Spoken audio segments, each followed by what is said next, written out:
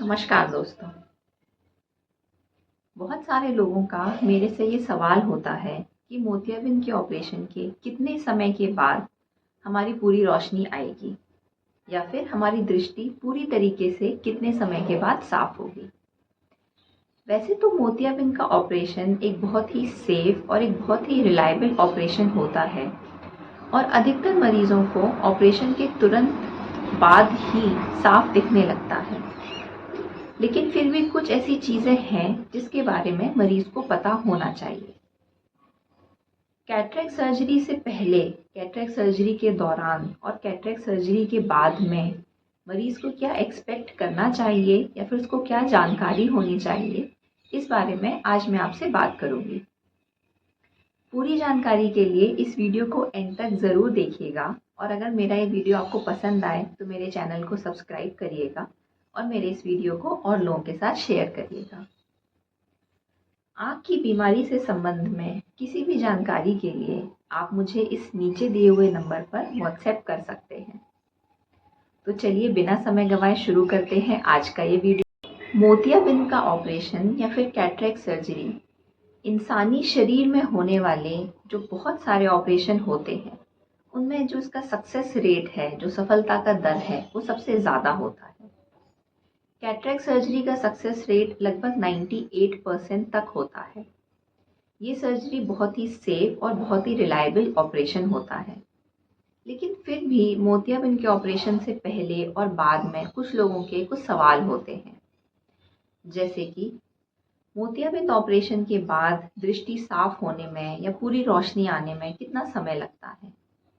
क्या मोतियाबिंद ऑपरेशन के तुरंत बाद थोड़ा बहुत धुंधला दिखना आम बात है। मैं कितने समय के बाद अपना जो डेली रूटीन है, जो मेरी नॉर्मल एक्टिविटीज़ होती हैं, जो मेरी रोज़ की गतिविधियां हैं, मैं शुरू कर सकता हूँ या कर सकती हूँ। मैं सर से कब नहा सकता हूँ, मैं अपनी एक्सरसाइज कब कर सकता हूँ, मैं कब अपनी पढ़ाई लिखाई कर सकता हूँ। तो आज की इस वीडियो में मैं यही सारे सवालों के बारे में आपको विस्तार से जानकारी दूंगी। तो सबसे पहला सवाल ये कि मोतियाबिंद सर्जरी के बाद पूरी तरीके से ठीक होने में कितना समय लगता है। मोतियाबिंद का ऑपरेशन एक बहुत ही छोटा ऑपरेशन होता है और अधिकतर लोगों का जो रिकवरी टाइम होता है वो काफ़ी कम होता है। मतलब कि अधिकतर लोग ऑपरेशन के तुरंत बाद ही साफ देखने लगते हैं।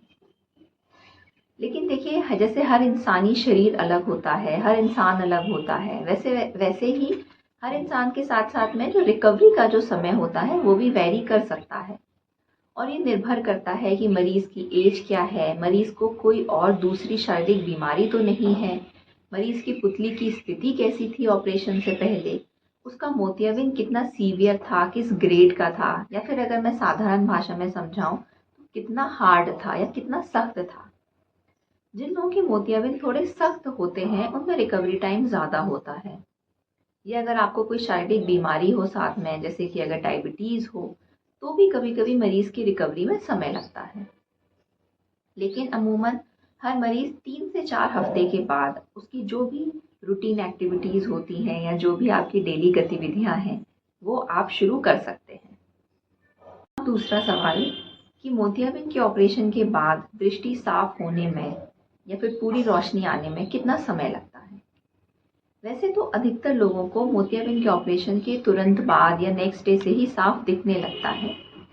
लेकिन आपका डॉक्टर आपको आँख में दर्द कम करने के लिए कुछ पुतली फैलाने वाली दवाइयाँ देता है। कुछ ऐसी आई ड्रॉप्स होती हैं जो पुतली फैलाने के लिए दी जाती हैं और ये पुतली फैलाने वाली दवाइयाँ आँख में हल्का सा धुंधलापन पैदा करती हैं। पर ये धुंधलापन दवाई बंद होने के कुछ समय के बाद ठीक हो जाता है। इसके अलावा आँख में कुछ हल्की फुल्की और परेशानियाँ हो सकती हैं, जैसे थोड़ा बहुत इरिटेशन हो सकता है, आँख में चुभन हो सकती है, ऐसा लग सकता है कि जैसे कोई कांटा चुभ रहा हो, या कभी कभी मरीज को रोशनी देखने में तकलीफ हो सकती है। अगर आपका धुंधलापन बहुत लंबे समय तक परसिस्ट करे या फिर आँख में आपको बहुत तेज दर्द हो तो तुरंत अपने डॉक्टर को दिखाना चाहिए। मोतियाबिंद के ऑपरेशन के पहले और बाद में आपको क्या पता होना चाहिए। मोतियाबिंद के ऑपरेशन से पहले आपको अपना ब्लड शुगर, ब्लड प्रेशर और जो भी आपकी सिस्टमिक दवाइयाँ हैं जो आप शरीर की किसी और बीमारी के लिए ले रहे हैं उनको आप कंटिन्यू रखिएगा, सिवाय खून पतला करने वाली दवाइयों के। मोतियाबिंद का ऑपरेशन एक बहुत ही छोटा ऑपरेशन होता है जिसको करने में लगभग 15 से 20 मिनट लगता है।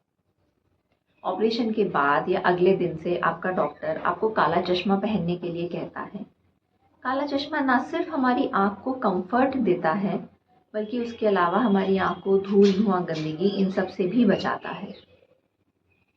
ऑपरेशन के बाद आपको कुछ दिन के लिए सर से नहाने के लिए मना किया जाता है। इन सब चीज़ों के अलावा आपको कुछ आई ड्रॉप्स दी जाती हैं। ये आई ड्रॉप्स आँख में इन्फेक्शन को रोकती हैं, आँख के में जो सूजन आ रही होती है ऑपरेशन के बाद में उसको कम करती हैं, और उसके अलावा जो हमारी आँख का प्रेशर होता है उसको भी कंट्रोल करके रखती हैं। वैसे तो आपको जब आपका डॉक्टर बुलाए फॉलोअप के लिए आपको तब जाना चाहिए, लेकिन आँख में कुछ ऐसे रेड फ्लैग या वार्निंग साइंस होते हैं, कुछ ऐसे गंभीर लक्षण होते हैं जो अगर आपको महसूस हो रहे हों तो आपको तुरंत अपने डॉक्टर के पास जाना चाहिए बिना समय गंवाए। जैसे कि अगर आँख में एकदम से बहुत तेज़ दर्द महसूस हो, आँख की रोशनी एकदम से कम हो जाए, काली पुतली एकदम से सफ़ेद हो जाए, या रोशनी देखने में बहुत ज़्यादा तकलीफ हो रही हो, या आँख एकदम से बहुत ज़्यादा लाल हो जाए, तो आपको तुरंत अपने डॉक्टर के पास जाना चाहिए, क्योंकि ये सारे लक्षण आँख में इन्फेक्शन के लक्षण हो सकते हैं।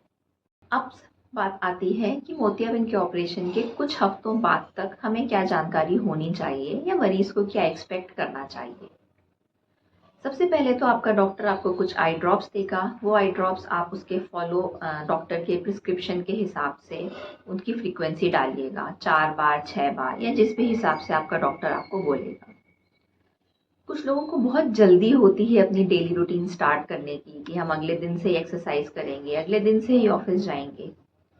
हल्की फुल्की एक्सरसाइज आप ऑपरेशन के 1 हफ्ते के बाद कर सकते हैं, लेकिन बहुत भारी वजन उठाना या बहुत ऐसी एक्सरसाइज जिसमें कि आप पेट का प्रेशर बढ़ाते हैं या सांस रोकने वाली एक्सरसाइज जैसे कि कपालभाति वगैरह, उनको अवॉइड करिएगा। उसके अलावा डेली रूटीन भी आप अपना स्टार्ट कर सकते हैं, लेकिन उसमें भी थोड़ी सी सावधानी ज़रूर रखिएगा। कम से कम ऑपरेशन के 2 हफ्ते तक आँख में पानी जाने से बचिएगा।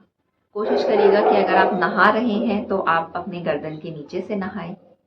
उसके अलावा डॉक्टर जब भी आपको फॉलोअप में बुलाए आप ज़रूर जाइएगा, क्योंकि डॉक्टर जो है वो आपकी जो प्रोग्रेस है ऑपरेशन के बाद वो मॉनिटर करेगा। उम्मीद है मेरा ये वीडियो आपको पसंद आया होगा। मोतियाबिंद या आँख की किसी भी बीमारी से संबंध में किसी भी जानकारी के लिए आप मुझे इस दिए हुए नंबर पर व्हाट्सएप कर सकते हैं। मिलते हैं अगले वीडियो में, तब तक के लिए जय हिंद।